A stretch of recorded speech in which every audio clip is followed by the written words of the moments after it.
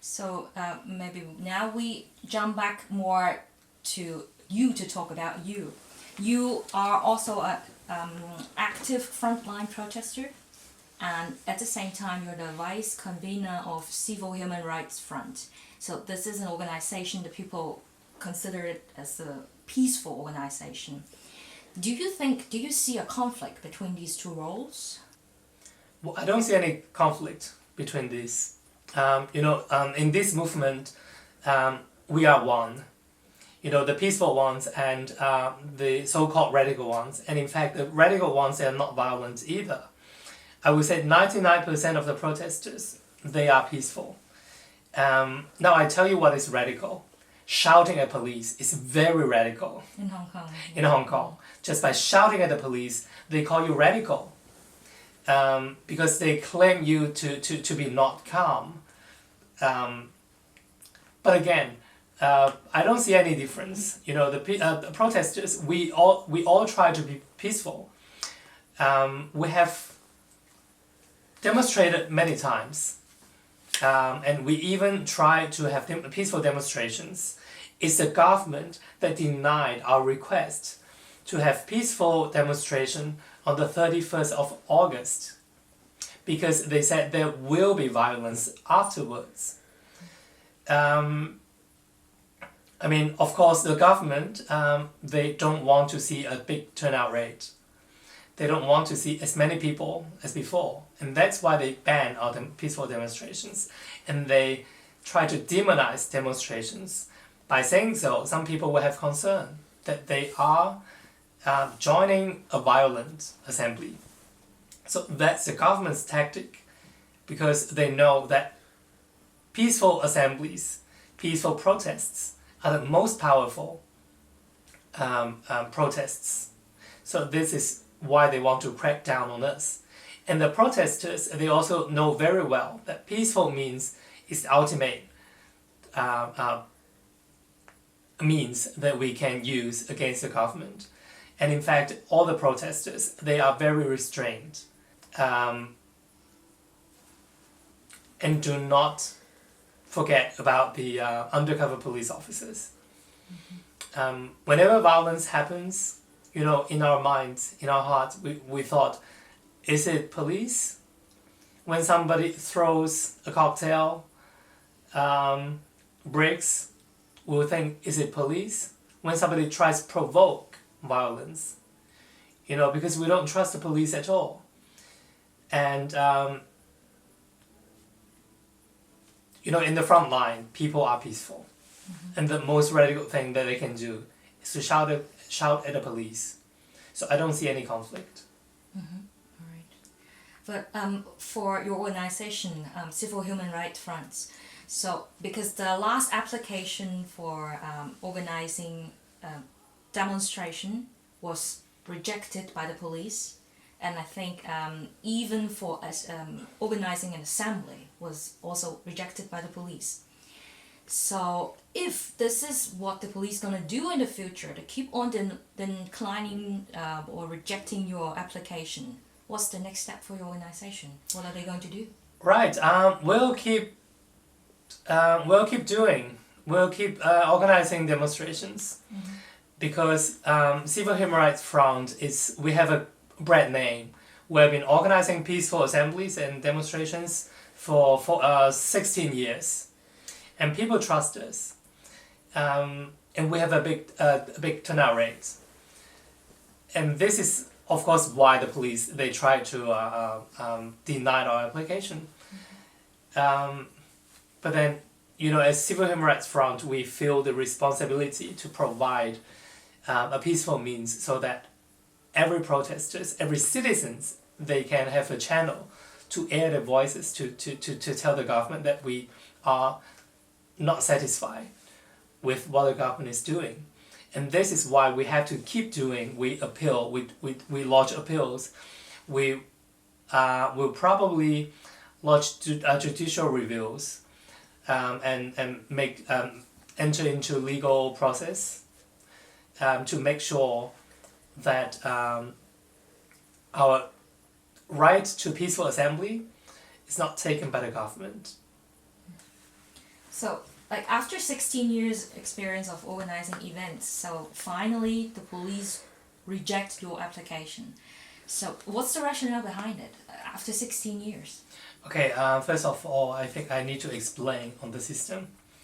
According to international standard, freedom of assembly is among our basic human rights, and we don't have to get authorization by the authority. According to UN standard, we only have to notify the authority. But Hong Kong government is playing with the words. So now what we are doing is basically we notify the police, but then they have the right to reject. So in a way, it means that we have to get the authorization. Anyway, so now, we don't really enjoy freedom of peaceful assembly, that we can be even rejected by them. The assemblies are meant to be peaceful. There's even discussions on the internet, even the so-called radical ones. They have discussion on the internet forums, and everyone was calling for Civil Human Rights Front to organize a peaceful assembly. Even these young people or radical people, or even they show their intention and their will to have a peaceful assembly. But the police, they simply said there will be violence after the assembly. From a legal perspective, it doesn't make sense. Even during our appeal process, the chairman of the appeal board, he was questioning the police. But then, of course, in the end, we failed. The police's judgment argument is really vague, because if the violence happens after the assembly, then this has nothing to do with the assembly itself, right? Mm-hmm. And even with international standard, the police have an obligation to protect peaceful protesters while there is violence. So they should be trained, they should be professional to distinguish which group, which persons are violent and which ones are not. Therefore, the police, they have no right to say no to a peaceful assembly, only because they foresee any kind of violence. So this leads us to think, why do they really do so to crack down on peaceful assemblies?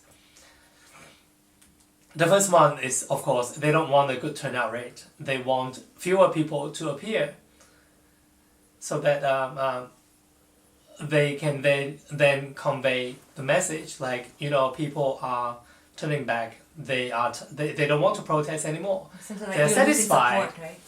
Yes, like we are losing support. Mm-hmm. And the second thing is, of course, the police, they try to provoke violence so that they can be can gain legitimacy in using violence against protesters.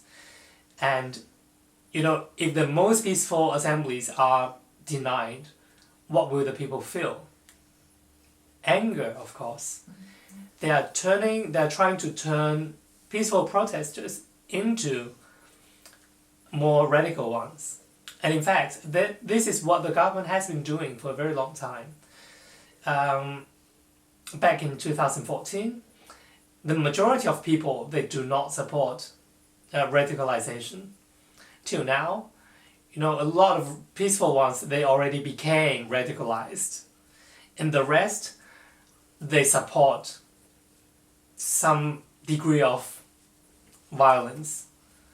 It's because the government, after 22 years of peaceful assemblies, although we try to stay peaceful, we are still provoked by the government to escalate our actions.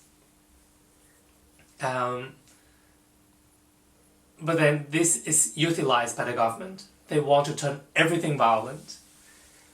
But they underestimated Hong Kong citizens. On the 18th of August.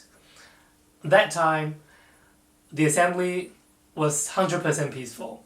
Yeah, I think like police brutality is not the only fear or concern in Hong Kong nowadays, because there are also random attacks in Hong Kong. One of your colleagues, Jimmy Sham, the convener of Civil Human Rights Front, was recently attacked. Do you worry about your personal safety? What I do? Well, sometimes when I'm alone in the streets, when I hear some sound, I will turn around and, I do worry about my personal safety. But then comparing with what the protesters are facing, being beaten up in the streets, in police stations, and denied visiting a doctor, I am more worried about the safety of the protesters.